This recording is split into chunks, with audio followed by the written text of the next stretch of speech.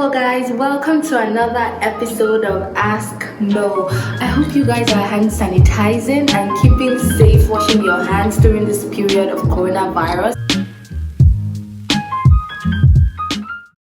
I will be starting a new series called Alternatives to Articling. So Articling is a 10-month mandatory placement you have to do. It is compulsory before you can, become licensed to practice law in the province of Ontario. I articled, but there are several other alternatives to articling that nobody talks about. We have the law practice program, we have exemption, we have the abridgement.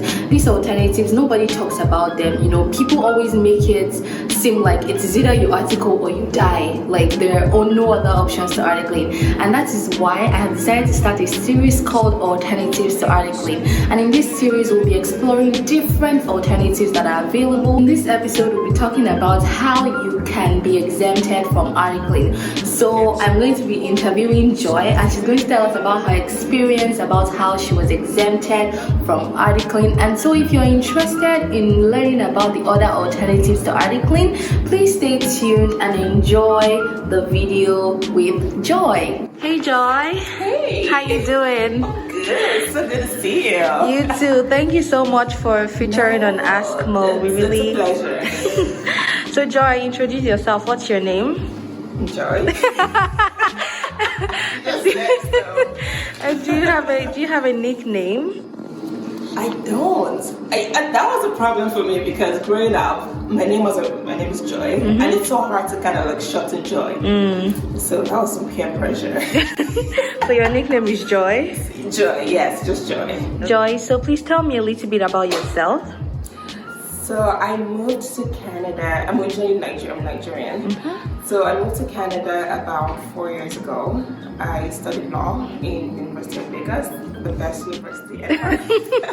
When did you move? I moved in 2016. So what month? What month? July, end of July / August. I really can't remember, but during that period. So what area of law did you practice, Joy, in Nigeria? So I did a bunch of everything. Family law, real estate, debt recovery, criminal, corporate law.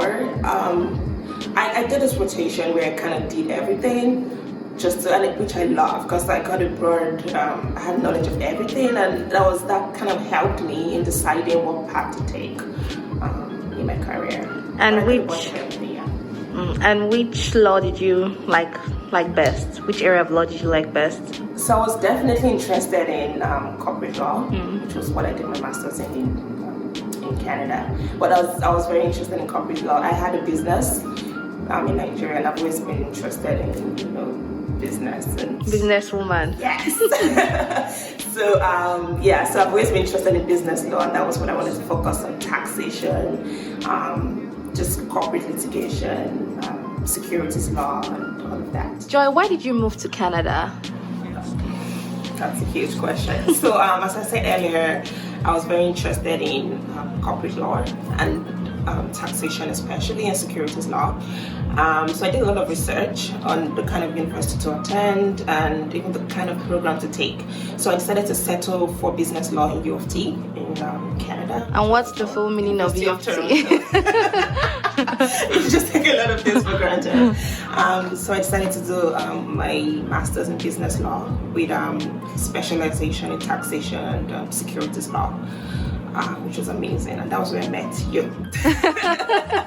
So Joy, when did you start your NCA process? I started while I was doing my master's. So I took one course towards the last semester in my master's, and when I finished, I completed the other 4.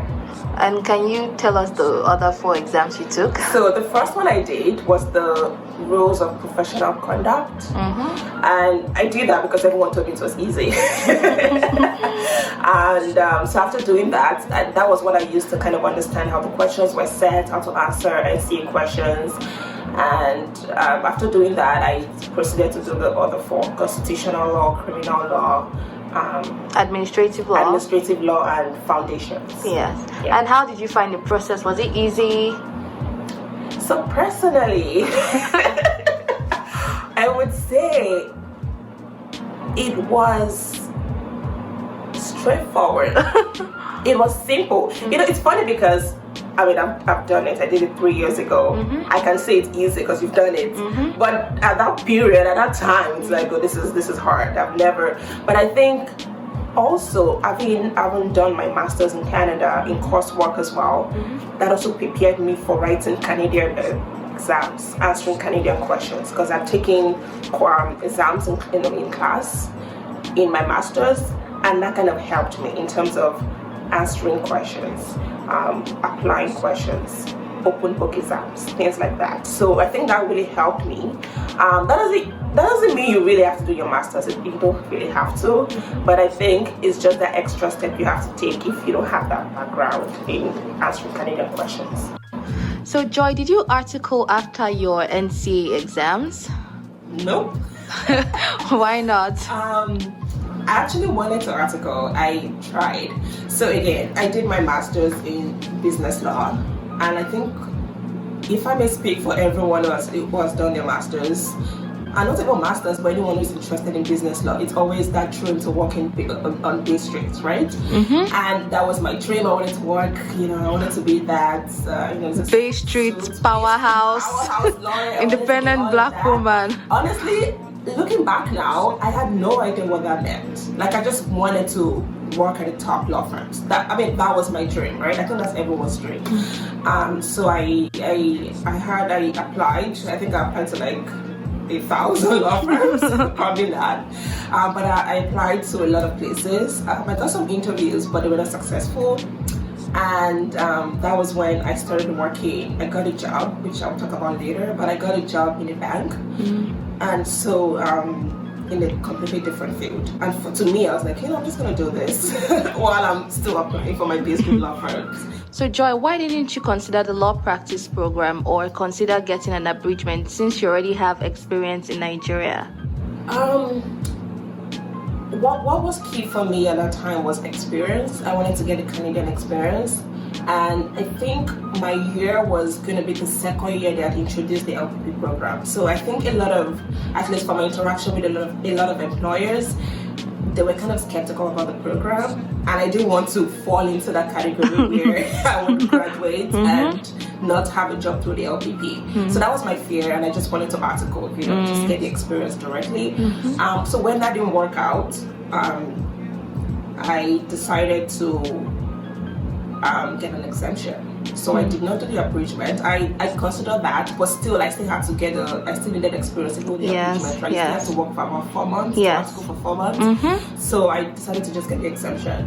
So Joy, can you explain the exemption process to us? So there were a bunch of requirements, like a letter from your employer, from your previous employer, and highlighting the experience you had. Everything is actually, so very simplified on the website, and you have to group it by categories. You have to group your experience by categories, your legal ethics experience, your civil law experience, criminal law experience, all of that, which is what I did. So I have to write a personal letter of, I had to write a letter of application. I also had to get a reference letter from my employer, and I think there were a bunch of other documents they requested for, but they were very simple. And I remember the experience not taking more than a week.